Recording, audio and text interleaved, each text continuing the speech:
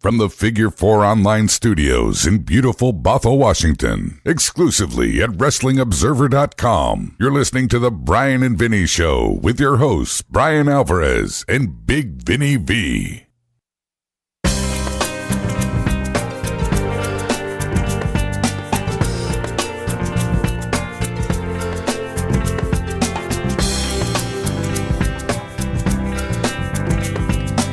All right, everybody, it is the Bryan and Vinny Show here. It is already December 1, 2019, figure4online.com/wrestlingobserver.com. Today, we have got the WWE Saturday night's main event from November of 1992. What's the date, Vinny? November 14th. That's right. 1992. 1992. We're going to do that. And that's a chauffeur here today. Granny's going to be joining us here in just a moment.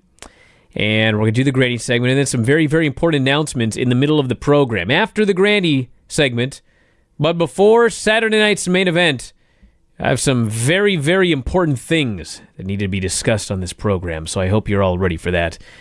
And yes, Granny is joining us here today. What's going on, Granny? I just wanted to make a comment on this question thing. There's 45 comments, and I'm really glad and happy and thankful that these people still keep asking questions, even if they don't, half of them don't get even read. Hey, Granny. I really appreciate it. Granny. Huh. Explain something to you, okay? Since we talk about this every week. So, you know the game War with cards? No. You're a gambler. Yeah? You never heard of the game War? No. All right, so each of you has half the deck, and I put a card down, you put a card down, and the higher card wins, and that person takes both cards, and you just keep going until there's a winner, right? Yeah. Okay. So if you and I played that game 10 times, would I win every single time, or would you probably win about half the time, since it's purely by chance? I know. Okay. So if there are 50 people that ask questions today, and we read 25 of them, and then next week there's 50 questions, and we randomly read 25 of them again, doesn't it make sense that everybody is going to get their questions read probably a couple of times over the course of a month? Yes. It's totally random. So don't worry about it, Granny. You may not get your question read every week, but there's a very, very good chance that you're going to get your question read a couple times a month. It's just random. Especially when Vinny runs this thing right here. Okay, I just wanted to say that I'm just glad that nobody quits. I'm very glad as well, Granny. Even when the questions cause me to shake my head, scratch my chin. Or the answers cause us to shake our heads. Either one. Go ahead, Vinny. What do we got here today? It just says another question day. Oh, man. Granny, come on. We got to do some contests here. What about a Christmas poetry contest? You and me and The Undertaker, or whatever we did last time. Well, whatever. Granny's all right, cool. Granny is over her own show. She's over it. It's still kind of early, though. Oh, it's too early to do the Christmas poetry contest. I see. Okay, well, questions again, Vinny. Let's get going. We begin with Matt Sterling. What year did you first get a TV? Can you remember the first big event you watched on television? E.g., the Queen's coronation, A Man on the Moon, JFK assassination. A Man on the Moon? Etc. My God, she had a TV in the late 40s. That was way before a man was on the moon. What do you remember, Granny? What's the first thing you remember seeing on television? Gorgeous George? Pretty close. See? There were some daytime shows that I watched, but I can't remember what they were. Probably the same ones you're watching today, I would guess. And then we did buy a nice big TV for the slow-mo boat races. We were really into those boat races. Slow-mo 1 and slow-mo 2. shun, Brian, is a hydroplane. I see. Yeah. I was going to say, you needed to see boats going in slow motion? It wow. Had a famous wreck on Lake Washington many years ago. Yeah. Do you remember seeing that wreck, Granny? Do you remember that? No, I don't remember that. Did somebody get killed? I don't think so, but the boat went flying through the air end over end. feel like that happens regularly on these boat races. That one's very famous for some reason. I don't know. To be fair, the question did specify the first big event that I you see. watched, not the first TV show. I think there's a bigger event than something that happened in 1969. I probably watched every one of those that he mentioned. Probably. Okay. Because they had so many replays of it all that I probably saw them all. Pretty sure she saw the South surrender. Huh? Brian. Go ahead, Vinny. Shahar Davidson says, Granny, who would win in a match, Bryan versus Vinny? Oh, come on. Are you kidding me? I Wait, a bu- wrestling match or a fight? Frankly, either way. Well, every time we have a wrestling match, you win. A draw. I won one. Oh, you won one. That's right. You won I guess 50. that's true, yeah. You won the one that counted. I'd come in and break it up. Oh, she can't stand to see brothers Get out fight. of here. Kidding me? What a cop-out answer. Well, there's been so much of that recently on WWE where the fight's going and then somebody comes in and breaks it up. You're right, Granny. There is a lot of that lately. It's very, very repetitive. Do you know that they advertised a Rusev versus Lashley last man standing match on the network for Starrcade tonight? Keep in mind, their first match is a last man standing match. Perfect. Then they don't even deliver. Well, Can you imagine? I've got a thing on it. I hope you do, Granny, because I need to hear your report on Starrcade tonight. Yeah, I do have Excellent. something on that. I can't believe you could watch it, because no one else could. I didn't think it was that bad. All right. What do I know? Just the usual Just crap. blatant false advertising. It wasn't that bad, just the usual crap. Network didn't work. The usual crap. We've had this question before, but Jay Patel wants to know if there is a state or country you would have loved to visit.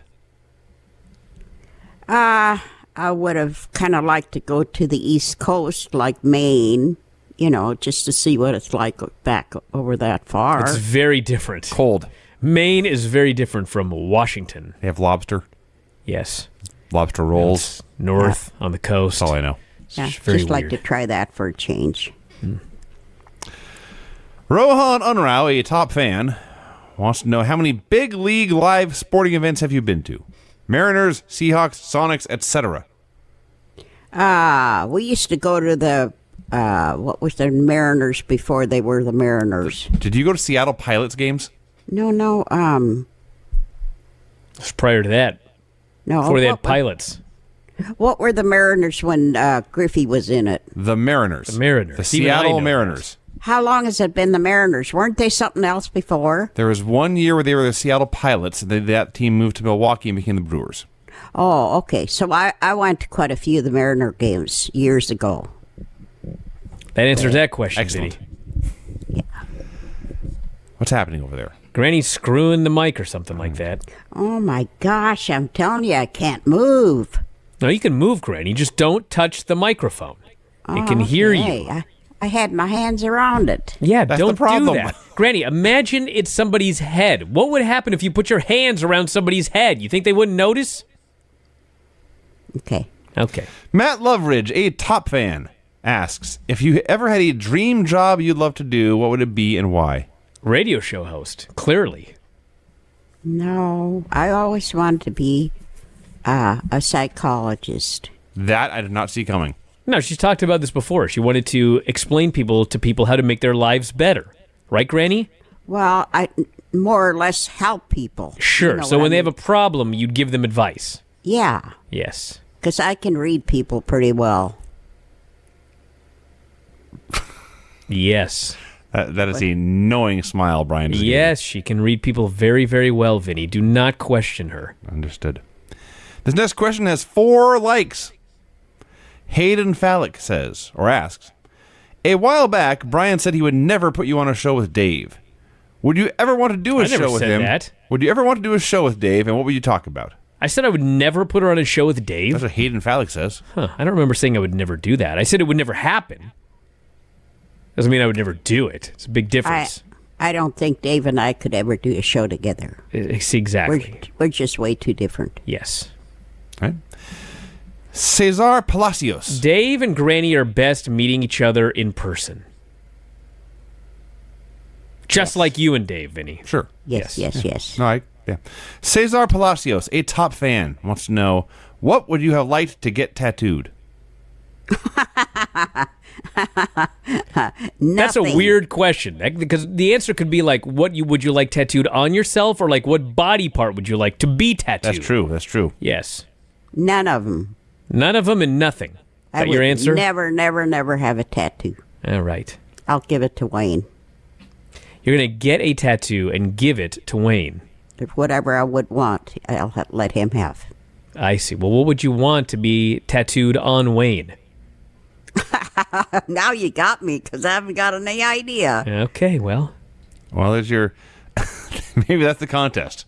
What should Granny tattoo on Wayne? hey, I got a note here. I got a note There's here no that room there's no room. on What are you Wayne. talking? There's plenty of room on Wayne for a tattoo, Granny. What are you talking about? Now, it shows. I'd like to add here that Wayne is a cartoonist and an artist. Yes. And if you go to his Facebook, ever since he retired, every day he draws somebody new, usually a famous person.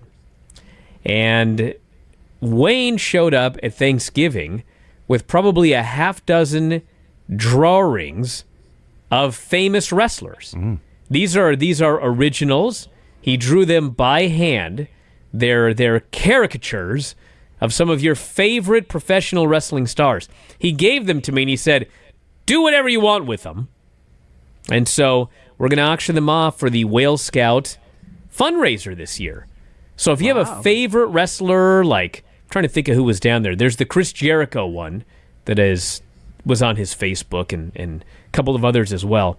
You'll get a chance to grab one of those. They're pretty cool, and they are one of a kind.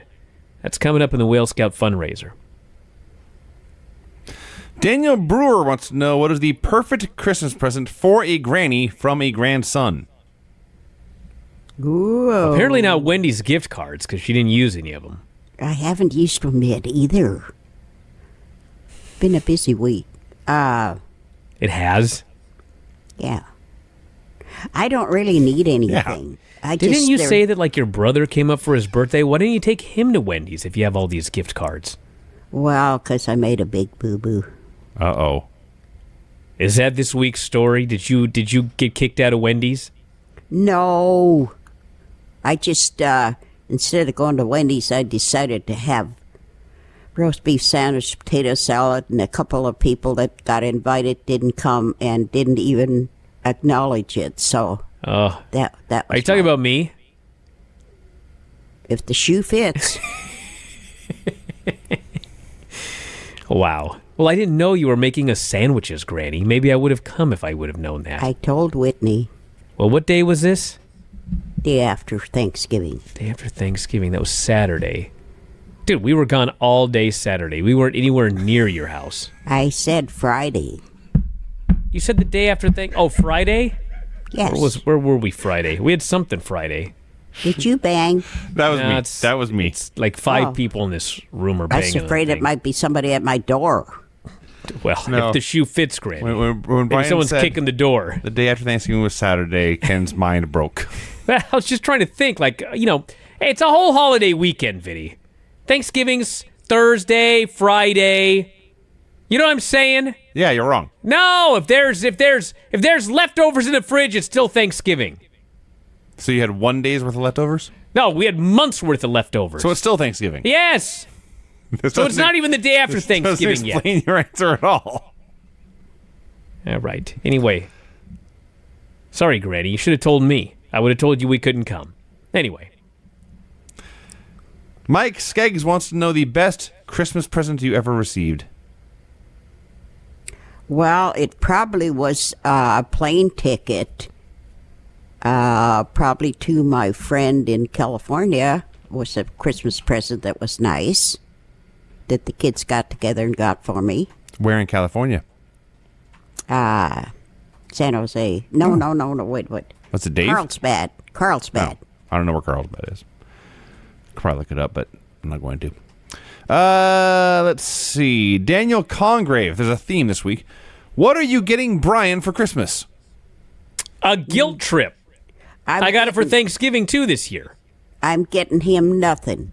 For his birthday and all that stuff, I went out and spent lots of money, and the stuff wound up in the closet. So from now on, a card. That's fine, Granny. I told you multiple times. Have you ever been in my office here, Granny? Where am I going to hang anything in here? There's acoustic pan. There's 1, 2, 3, 4, 5, 6, 7, 8, 9, 10, 11, 12, 13, 14, 15, 16, 17, 18. There's 20 acoustic panels on the walls in this room. Where am I going to hang anything? I didn't say you had to hang it on the wall. Well, where am I going to put it? There's one desk here that we all sit at. You want me to put it in front of myself?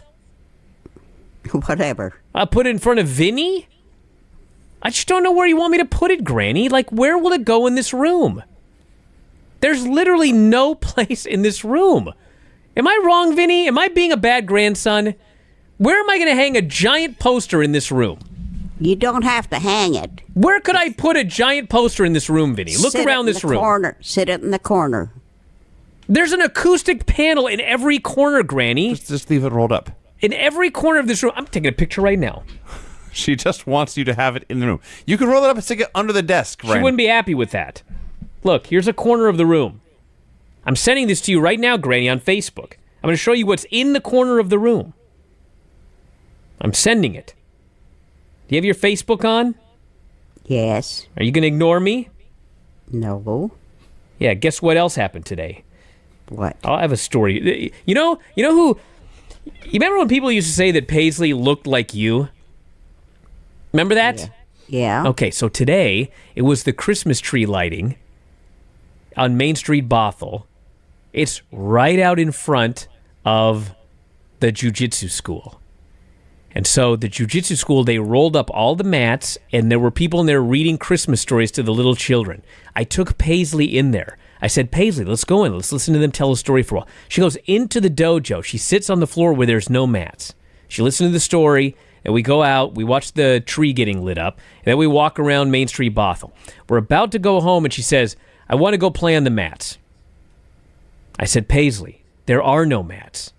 There are no mats in the dojo right now. They rolled the mats up. She said, there are mats in there. I said, no, there are no mats in the dojo. You were in the dojo 30 minutes ago. There were no mats in there. She goes, there are mats in the dojo. Who does this remind you of, Granny? If the shoe fits. I said, Paisley, I'm going to take you in there. I'm going to open up that door. I'm going to show you that there's no mats in there. She says, there are mats in there. I said, come with me. I took her over there. I opened the door, and she looked in, and guess what? There's no mats in there. I said, see? Sometimes your daddy's right. There were no mats in there. Just like there's no corner in this room anywhere that I could lean something against. Do you see all these corners, Vinny? I see open space. Okay, can we do the wrestling report here? Yeah, let's Paisley. get out of this. Hey, tell me there's mats in here while you're at it. All right, what do we got? Hello? Hello? Yeah, where are we? Let's do the wrestling report. Oh, I thought Vinny was going to... I have one thing to say, though. Okay. This one guy questions. He keeps asking. He's reading the book about the Green River Killer, and he keeps asking what I knew about it. And I think I've told this before, but he went to school with my kids. Yes. At Tyee High School. My mom went to high school with the Green River Killer. Yep. That's true. Yeah, and my son, Terry. Terry went to school at the same time? Yeah, they were in the same Tyee. Both of them were in Tyee at same time. That's pretty creepy, isn't it? Yeah, I don't think they knew him personally, though, but... My mom said she didn't know him personally. Also, who was that other guy that was the killer? Lynn was at the Ted park. Bundy? Ted Bundy. Yeah, Lynn was at the park that Ted Bundy picked up a girl from that park and took her and killed her. Wow. Well, Like the same day or just at some point? Yeah, same day. oh Wow. The park is very popular. You're telling So me lots that of my people go there. mom and my uncle went to school with the Green River Killer and my aunt was in the park at the same time that Ted Bundy picked someone up and killed him? Yep. That's quite a coincidence. Well, yeah. Everyone in Washington knows someone who knew one or both of these guys. Yeah, but that's 3 people in one family. Yeah, that's true. But, yeah. Wow. Well, there you go, Granny. Count your blessings. Okay. Anyway, I don't think Lynn would have went with him anyway. I'm happy to hear that. Okay. He was very charming. I saw one match where they had a whole bunch of girls matches, and the only reason I kind of Starcade opener, 4-way tag. Watched it a little bit was because Nikki Cross won that one. And Wait, no, she didn't. She didn't win it. She was in it. No, it said Would she you let her won. do the report? Well, she's wrong, Vinny. The Kabuki Warriors retained the titles, so Nikki Cross didn't win. Oh, maybe it was a different match. Yeah. Because the one you mentioned wasn't even in it. I only mentioned the Kabuki Warriors? Yeah, they weren't in it. What are you talking about, Vinny? How many times you've interrupted her match reports? Are you kidding me? That doesn't sound like Now me. all of a sudden, you're the white knight for Granny? Doesn't sound like something I would do. Go ahead, Granny. There were a whole bunch of regular gals, and they said Vicky Cross won. So I had to give that a 5. I'm Because waiting, they Vinny. said she won? Yes. Okay. Yes. Okay, Rush versus, what's his name? Well, if I answer, Vinny's going to get mad. But his name is Tozawa. Kasawa. I wasn't too sure if that was him or not. Drop kick on Rush, kick each other over side. Oops. Both down. I'm sitting here, Vinny. Tuck moves on Rush. Kay falls out of the ring. Rush jumps on him. Who is Kay? I can't help myself. Kasawa. Tozawa with a T. Oh, T. Yes. Tozawa. There's no K in his name. Isn't there one that has one, though? I'm sure someone somewhere has a K in their name. Okay, anyway, Kasawa falls out of the ring. Rush jumps on him. Both get hurt. Ref counts to 9. Both jump back in. And Rush pins Tozawa for the win. I give that a 6. Wow, I thought that was much better than a 6. But it's your report. Okay, so then there's Allie versus Murphy.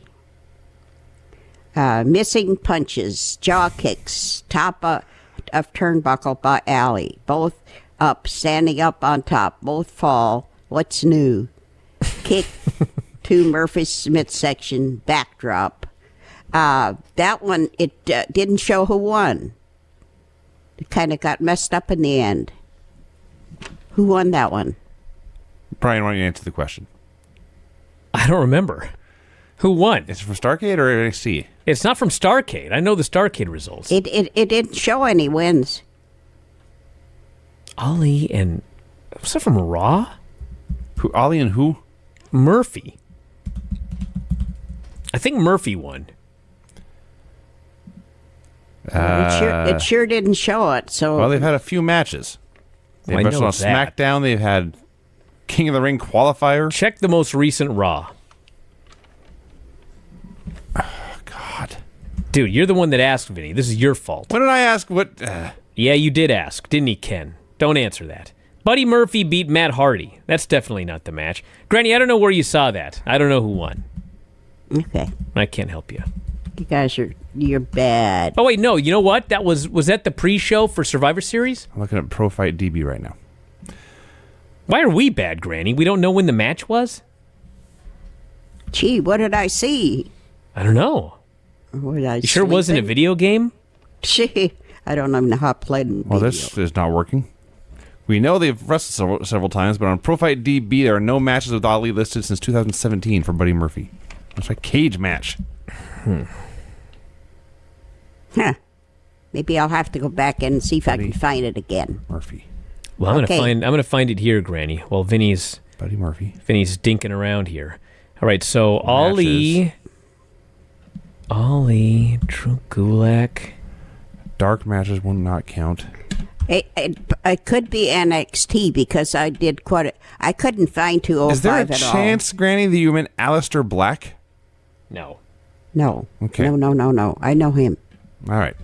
Well, the last time Friday Night SmackDown 20th anniversary on the Fox premiere. It was a dark match, so that ain't it. SmackDown Live on August 27th. If that's the match that you somehow saw, Ali won that one. Okay, I'll give that a 5. Well, thank God that's settled. All right. You know, I watched SmackDown, and I took notes, and I don't know where they're at. You mean you watched Starrcade? No.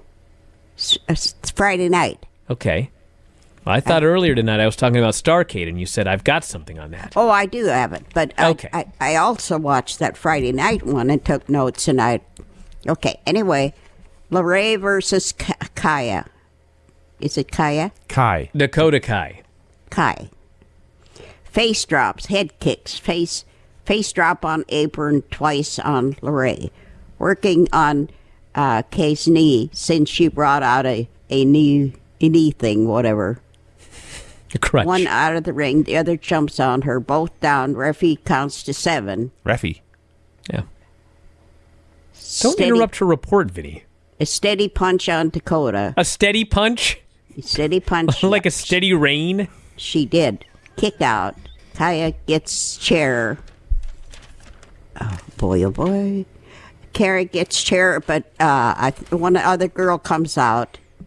What did I do with the rest of my notes? I don't know, Granny. Well, anyway, somebody came out and broke it up, and then I didn't know who won that one either. Is this a record for the number of matches you watch and you have no idea who won? I think, what's her name, Ripley? Rhea Ripley did come out. Yeah, she came out and broke it up. She took the chair away from Kai. Yeah. And then she chased Kai away, but I don't know who won the match, though. Well, it was a disqualification. Kai hit her with that knee leg thing, whatever. Oh, I remember the ref took it away from her a couple Well, times. she got it later. I didn't see her get hit by it. Yeah, that was the finish. Oh, okay. That was a good match. I give that a 7. Wow. Okay, then I went to Starrcade. She went. And Kevin Owens comes out with Ric Flair, and they have a back-to-back chat. You know, A back-to-back chat. Yeah, promo. Sure, yeah. Back and forth. Then I have Lashley and Kevin. Yes. Kevin gets punched and chokehold and knee to the midsection, elbow on side of face. Throws Ashley over his shoulder. 2-time Ashley? turnbuckle for Kevin. Jump on Lashley. Oh, Lashley. Lana comes in. Lana gives Ashley a chair. Russo comes in, punches Lashley. Russo punches on Lashley, swerve. hits Believable. with trash can, and he beats the heck out of Lashley. But then Lashley comes back, and that was the end of that match. What do you give it? I'll give that a 7. 7. What is this with this star thing? Is that something new they're starting? No, it's Starrcade? a once-a-year thing. Oh, okay. I thought it was something that they had done and then came back and did over. Thank God, no. Okay, now I have 2020 predictions again. God. Excellent. I only have 3 this time, though. Becky Lynch will come to aid of Charlotte Flair. Pretty sure that happens like weekly, every other yeah. week, yeah. Okay, why did they do that then? I don't know. Becky and Charlotte versus the Warriors. Announcement for TLC. Yeah, that's expected. There will be a match between AJ Styles and Rey Mysterio. Yeah, most likely. You want me to hang on to that, see if it happens? I'm pretty sure that's going to happen, Granny. Okay. I think we reported that was going to happen. Oh, so anyway, it was a pretty. Oh, and another big thing, this Undertaker thing that I was so excited about last week. I listened to it one more time. Oh, The Undertaker. Oh, yes. On the WWE Network. And then I lost my notes from the time before with the egg and all that. And so I didn't get a chance. And then I tried to look at it just before you guys called, and I couldn't find it. Oh, no. So I'm going to have to go back in and find it all over again. Watch it a third time. Hey, it's got the Undertaker. Why not? I can. I'll report on it next. At some point, you Excellent, just Granny. memorize it and not need notes. Yeah, pretty soon if you watch enough times, you'll just be able to tell us what they said, like Days of Our Lives. Well, could be. Yeah. Okay, and I haven't reported on it, Young and the Restless, but there's nothing exciting going on anyway. In fact, right. it's a stupid storyline right now. It just sucks. Yes. You should start a podcast about it. So sometimes you almost feel like you want to quit watching it, but you've been there so long you can't. Oh, This is a wrestling show. yeah, that is.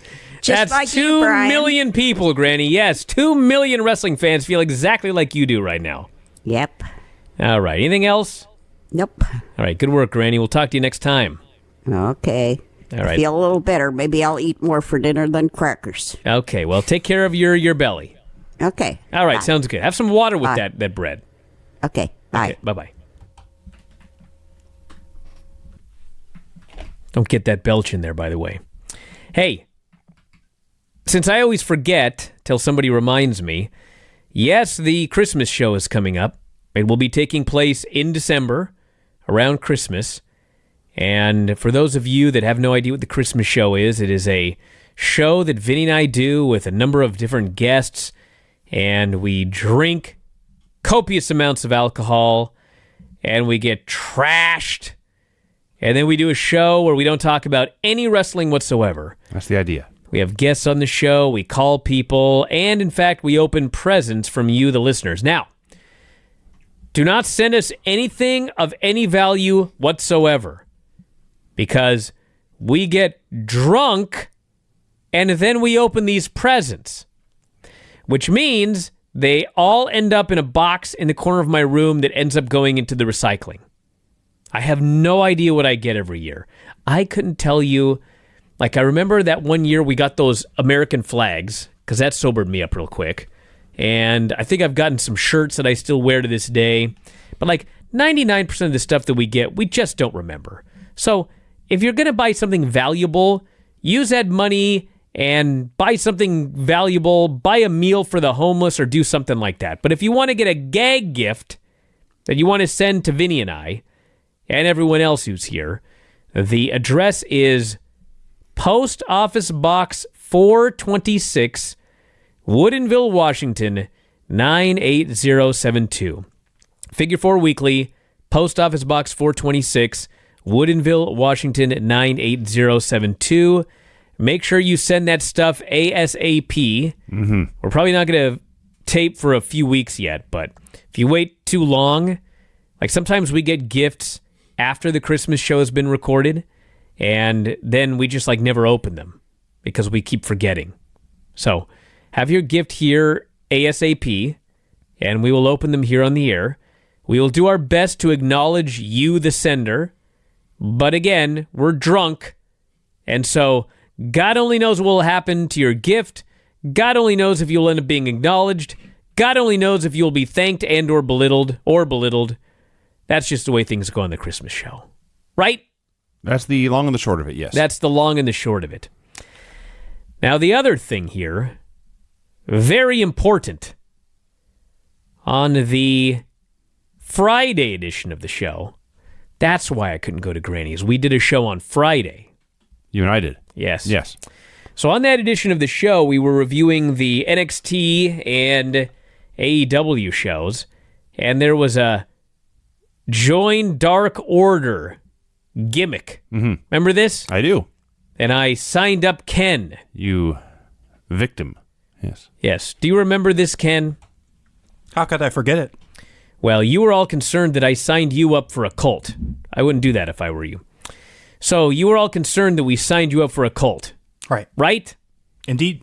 All right. Well, believe it or not, on Saturday, November 30th at 8:52 a.m., so they keep long hours, I received a new message from the Dark Order. Oh. I'm going to read it here on the air. Ken/Bryan. Your pitiful cries for help have been received. We tried reaching you by phone, but we were unable to leave a message. Firstly, we suggest you place your headphones on your desk in lieu of your mic, which should prevent it from tilting your microphone downward. This should solve a short-term need in your life, but to further become enlightened, you must sacrifice something dear to you. Oh. While we are not asking you to sacrifice David Meltzer's life, we would require a small piece of him in order to proceed with your induction into the Dark Order. A tooth, a few strands of hair, possibly a vial of his forehead perspiration would suffice. By showing us you are willing to take this next step, we will then be able to advance you to the next stage of Dark Orderhood. Oh. Please kindly tweet a photo of your contribution to the Dark Order with the hashtag #JoinDarkOrder and await further instructions. Thank you and happy holidays, Phil, assistant to Evil Uno of the Dark Order. All right. www.joindarkorder.com, hashtag #JoinDarkOrder. So, Ken, you have been tasked with getting us a small piece of, it's actually David Melter, it says here. Oh, that's a different person then. Melter. Maybe we can find that guy. So I need you to get that for me, and then we'll move on from there. I actually think from reading this letter that when I wrote that the host of the radio show I produce for belittles me, I think they thought it was me talking about Dave. Possible. So anyway, Ken, can you do that for me? Can you get me a tooth, a few strands of hair, or possibly a vial of forehead perspiration from David Melter? How much are tickets to San Jose? I mean, there's other ways to do this, Ken. If you really want to join the Dark Order, you got to think. Can you do this for me? Sure. All right. Will you bail me out as well? No. This is about you joining the Dark Order, not me. Okay. I want this situation handled. You get it to me, I'll tweet it out to them. Okay. All right. Well, I guess with that out of the way. Vinny's looking something up here. You're searching Facebook for a David Melter? There's some dude on Twitter named David Melter, but he has not been active since 2012. And then maybe he joined the Dark Order. I was reading about the other Dave Meltzer. Oh, the soccer guy? No, there's an author. But anyway, yeah. I thought the other Dave Meltzer did something with soccer. When I searched David Melter, it says, "Did you mean David Meltzer?" And I said no. But then over here it says, David Meltzer is an American author known for his best-selling book, Connected to Goodness, Manifest Everything You Desire in Business and Life. Wait a second. And there's a photo here of a guy who is not Dave. Excuse me. Yeah. So the Dark Order wants us to get a strand of Dave Meltzer's hair so that Ken can be inducted into the Dark Order. Yes. And there's another Dave Meltzer. Would you read the name of that book again? Connected to Goodness, Manifest Everything You Desire in Business and Life.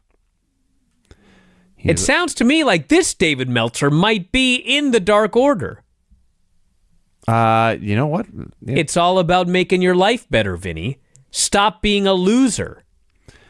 He has also written Game Time Decision Making, Compassionate Capitalism, When I Was a Poet.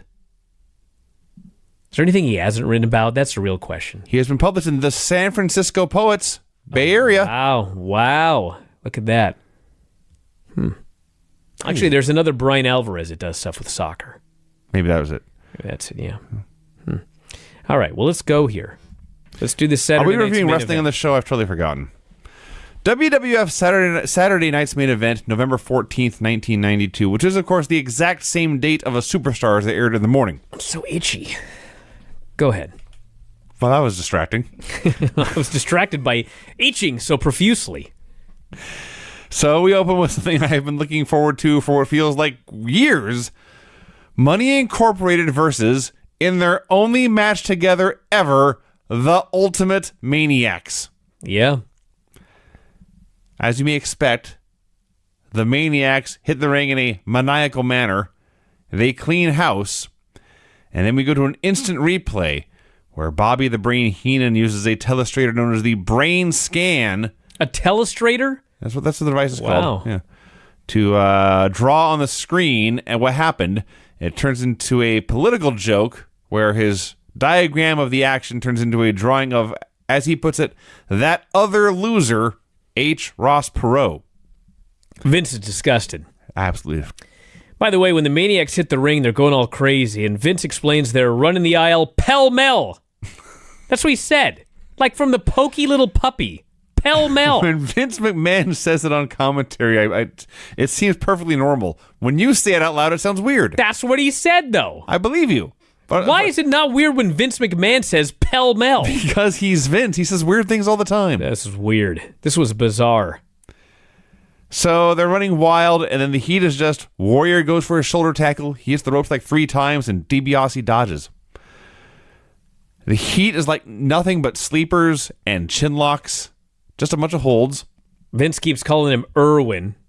I don't know why that's so funny. Because it's a funny name. He must have had a tax guy named Irwin. We have a camera in Flair's locker room where we see Ric Flair, Mr. Perfect, and Razor Ramon watching the action and basically marking out. And then we get an interview with them. And there's like a 1-minute promo where it's just them talking. Yeah, but literally nothing was happening in the ring. It was a sleeper hold. That's the key. Yeah. If you watched this promo for 1 minute and not the match, you missed exactly nothing. It started with a sleeper. It ended with a sleeper. So DiBiase puts on the $1 Million Dream, which is his finish. Randy Savage, without a tag, comes in to make the save. Heenan loses his mind. This is illegal. This is cheating. That should be a disqualification. And Vince McMahon says, basically, I have to agree with you. That referee should call for the DQ, but he has not had control of this match from the get-go. Savage gets a hot tag, hits the big elbow. DiBiase makes the save. The Maniacs clean house, and it gets to the point where if this match was happening in 2019, they would cut to commercial, and Jimmy Hart grabs the tag belts, and Money Incorporated leaves, and they are counted out. What a finish to this match. Lame. It sucked. I mean, you knew they weren't going to change the titles. And they were not going to beat the Maniacs, so I knew something was going to happen, but I thought they'd do something better than this. Dude, hit a guy with a belt. I mean, it sucks no matter what you do. Mm-hmm. But man, what a waste of my life that was. So the Maniacs give chase, but they are attacked in the aisleway by Perfect and Flair and Ramon, and they suffer a 5-on-2 beatdown. And it's a shame this didn't go anywhere, because Ric Flair, Razor Ramon, and Money Incorporated would have been a hell of a 4-horseman knockoff unit. Hey, I just love the fact that they did a shitty finish, but the whole idea was to build up to Survivor Series, and they did a bad finish, and then the babyfaces go to the back, and they get jumped by the heels, and it was a great build for Survivor Series. Mm-hmm. Part of it is like we see angles like this every single segment on Raw and SmackDown, all of these shows. That's true. Just angle. There's a million angles. And back then there weren't a million angles. So when you saw a simple angle like this, it was sort of like, wow, that was really cool. Vince says we're going to go see a special Bret Hart music video, and then we do not see it. This had to be the RESPCT video. May have been. Because the one thing I remember about that video was they actually put the letters on the screen as she's singing. So you can't edit over the song with another song because then it's just like these letters appear on the screen. It's weird. I mean, weird. You could do it, but I think they just edited the whole thing out. They just gave up. Shawn Michaels versus the British Bulldog. So my memory of this match was it was not very good, and it was one chin lock after another. I have not watched this match since 1992. My memory was pretty good. It was not a good match, but instead of being one chin lock after another, it was one abdominal stretch after another. This was one man wrestling himself. Yes. When Shawn's on offense, he is doing all the work. When Bulldog's on offense, Sean is doing all the work, including calling all the spots and putting himself into position for everything. Yes. I mean, seriously, he would do like a double leg, and Bulldog would go to his back, and suddenly, magically, Bulldog would do a body scissors, and Sean would go flying through the air, but of course it's just Sean flaunting himself through the sky. Bulldog may have been asleep in this match for most of it. So I don't know. Obviously, November is the election month. I don't know if this was right after the election in 92, but Heenan's on a roll, man. George Bush would have won, he says, if he had just dumped Dan Quayle. And then just, come on now. George Bush is a stand-up guy. That's why he didn't dump anyone.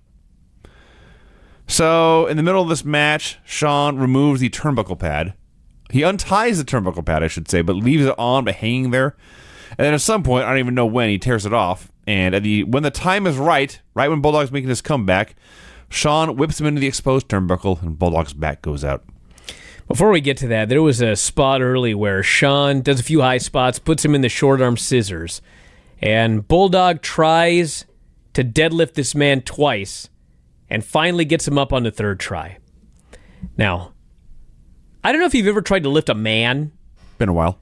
It's much harder to lift a man than it is to lift a dumbbell. Yeah. Okay. Not only that, he's lifting a man who's not helping at all. No. Because Shawn Michaels is flat on his back, wrapping up Bulldog's arm in a short arm scissor. So, I can't say that Shawn worked the entire match by himself, because this was, think about this, he had to fail twice.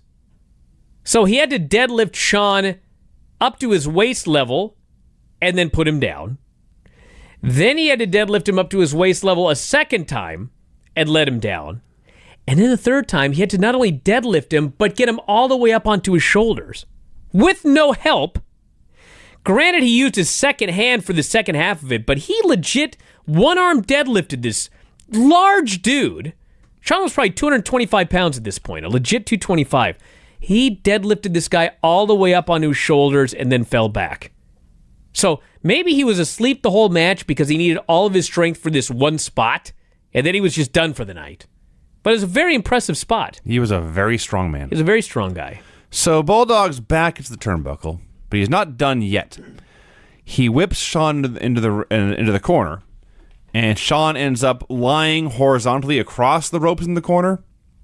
And Bulldog runs up and kicks him, and Sean manages from that position to bump up high into the air and come down crotch first onto the turnbuckle.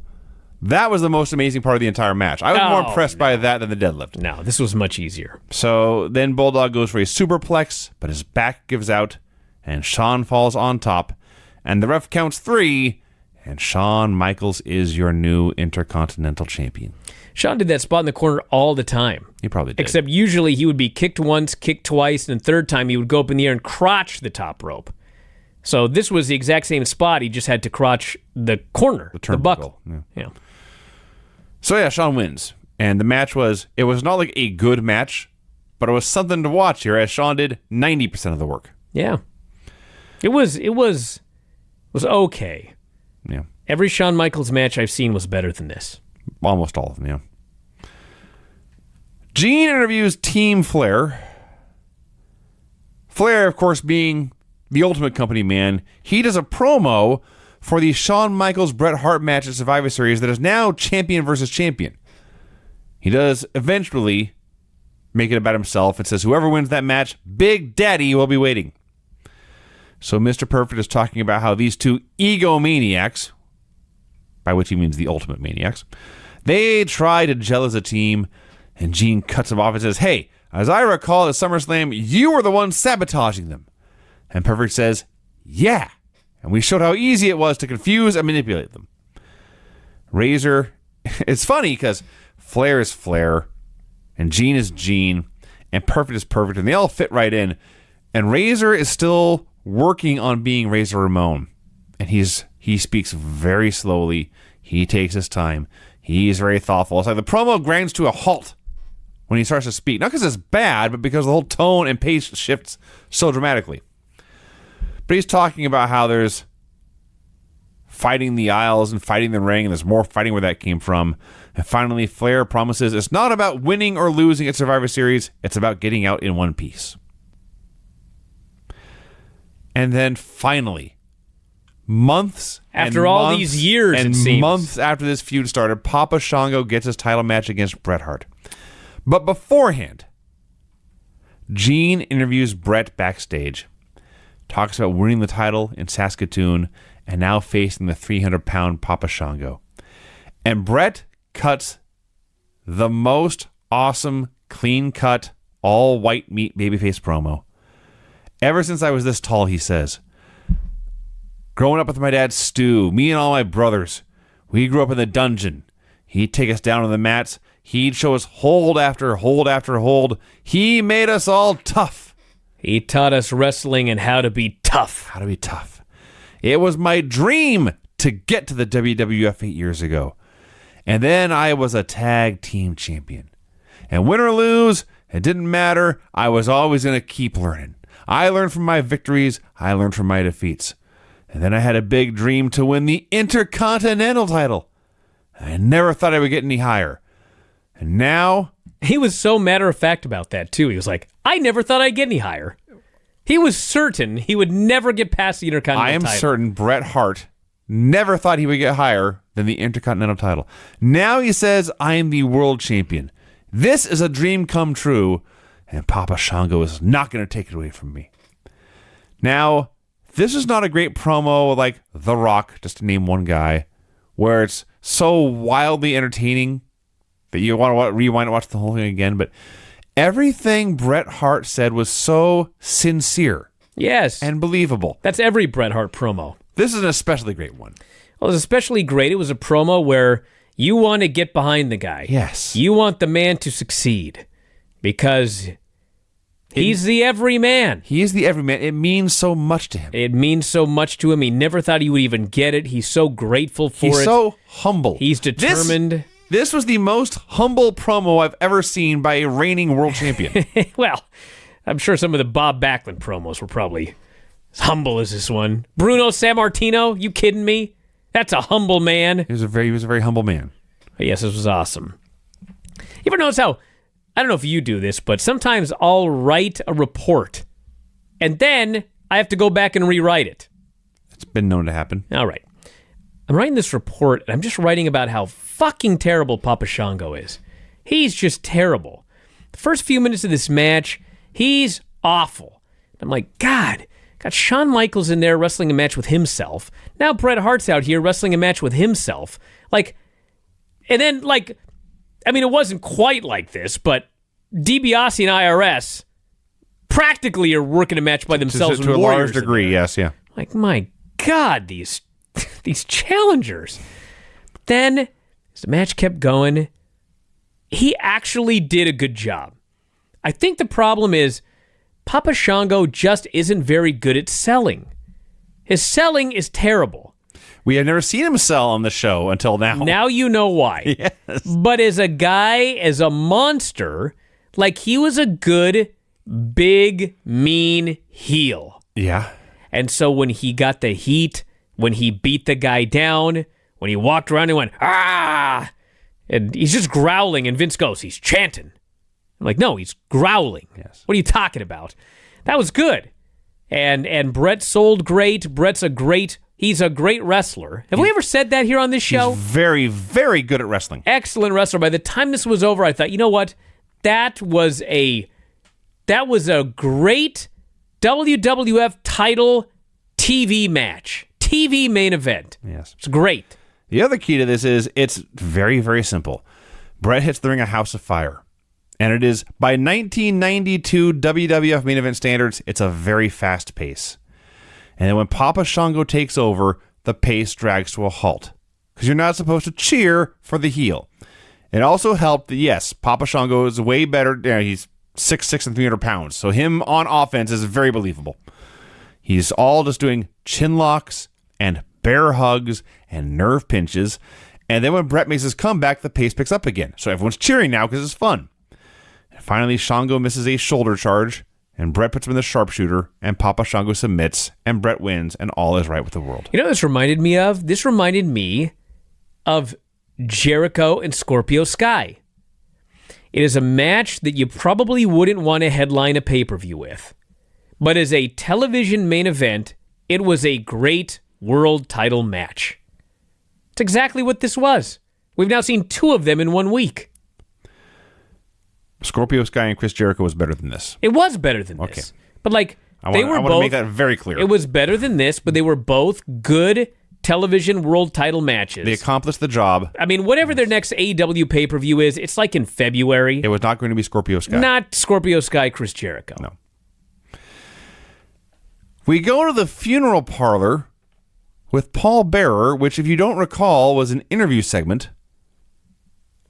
And Paul Bearer's interview this week was with The Undertaker. Yeah. So Paul is out there talking about how... The Undertaker is still building this casket. A lot of wood, Brian. Dude, Kamala's it's been months. Big. Okay. That's why this guy is a wrestler and not a carpenter. That's this true. is now ridiculous. That's true. Paul Bearer talks about The Undertaker making this casket. We have video highlights of him making this casket. And then Paul says, it's time to look into the eyes of my Undertaker. What's this casket made of? Wood. Because they have that scene where the Undertaker bangs something and sparks fly. That did happen. The hinges... What metal is there? The Oh, it's a hinges- hinge? That's what it is. He has to cast his own hinge? Yes, he is doing some blacksmithing in Dude. the segments. Come on. You can't go to Home Depot and grab a hinge. I mean, come on. I understand building your own casket. Like, listen, Craig builds cabinets, right? He sure does. Okay, he doesn't smith the hinge, right? I don't believe so, no. Okay, he goes and gets that at the Home Depot. Why is the Undertaker pounding this hinge out of metal? When did Home Depot start? Maybe it was not available. Forget Home Depot, anywhere. You're telling me before Home Depot, Yeah. nobody could buy a doorknob? There was a pay and pack in 1992, yes. So There you go. apparently, they were not to the Undertaker's liking. Yeah, when Granny was a child, she had to make her own doorknobs out of a hunk of a meteorite or something. Like, I'm pretty sure there was somewhere for the Undertaker to get a hinge in 1992. Hunk of meteorite. Regardless, Brian, Undertaker, from the ground up, I man. cracked myself with that one. He takes his work very seriously. this guy. He does. Then he also takes his promos very seriously. Not really. When he's talking about how the worms and the No, let me go over this because I wrote it down. Okay. Go ahead, yes. So first off, Paul Bearer says that they are going to stuff Kamala's battered corpse into the coffin for eternity. They're going to kill him. Yes. This is not a euphemism. No. His battered corpse will be put in the coffin for eternity. Undertaker says, there is no reason to fear the journey that awaits him. Many unfortunate souls have made the journey, which begs the question. If there's no reason to fear the journey, why were the souls that took the journey first unfortunate? You've trapped the Undertaker in a logical Conundrum. paradox. Yeah. Just like all the rest, he will suffer. He will suffer the same fate.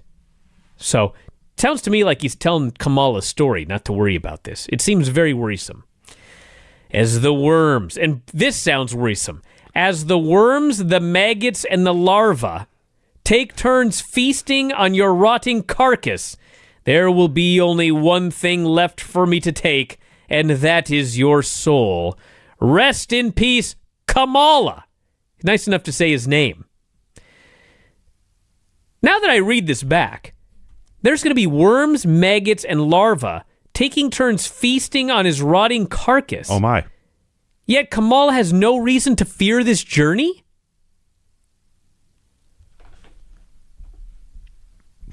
You've done it, Brian. You've proven the Undertaker's a liar. Gene interviews Brett, but before they can get very far, Sean interrupts. Sean says, I won this Intercontinental title. I'm the one who said I was going to beat the Bulldog, and I did. And if he points out that he beat the guy who humiliated Brett, maybe Brent too, for all I know, in front of 80,000 people. And they go back and forth a bit, and they're separated. You know, these guys had a long feud, Hey, boy, did they. and they didn't like each other. And I probably thought nothing of this when I was a little kid. But knowing what I know now, when I watched this promo segment here, this Sean did not give this dude a chance to say a word. No. He just got in there and he just went off. And every time Brett started to say something, he just cut him off. And all Brett got at the end was one shove. I was like, man, look at this. It's already started. The feud began in 1992 and lasted till like 2008 or whatever it was. Yeah. So throughout this show, they had dropped a couple of lines about Bobby Heenan having a gift that he was going to open up at the end of the show. We've reached the end of the show, and Vince is talking about how it's time to open Heenan's gift. But we cut to a shot of the two of them. Bobby's on the phone, and Bobby says he's got a scoop. He doesn't even care about that dumb gift. He's talking on the phone. He says, I have learned that Randy Savage and the Ultimate Warrior will not go to the ring together as a team. One of them will have a new partner for Survivor Series. And Vince is taken aback, and Heenan returns to his phone call saying, you gotta tell me which one it is. And that is how Superstars goes off the air. Yeah. Tragic. Okay, so I didn't pay close enough attention to see if this was actually shot in the arena or if it was a green screen. I think it was a green screen. Pretty sure it was a green screen. But, I wonder if Vince knew when he sent the Ultimate Maniacs to the ring for that match at the beginning of the show that Warrior was done for. Yeah. I probably did. But this was taped in advance. Mm-hmm. And it was very, very last minute, so I don't know. But, yeah, that's how they finished the show. Warrior's done. Goodbye, Ultimate Maniacs. I will miss you. Yeah. All right, everybody. That's it. We got to wrap it up here for today. I'm going to be back tomorrow, Observer Live, Observer Radio, and then Vinny and I are going to be back on Tuesday, Retro Rod Nitro 19 years ago this week with Craig. And everything's going to be pretty much normal all the way through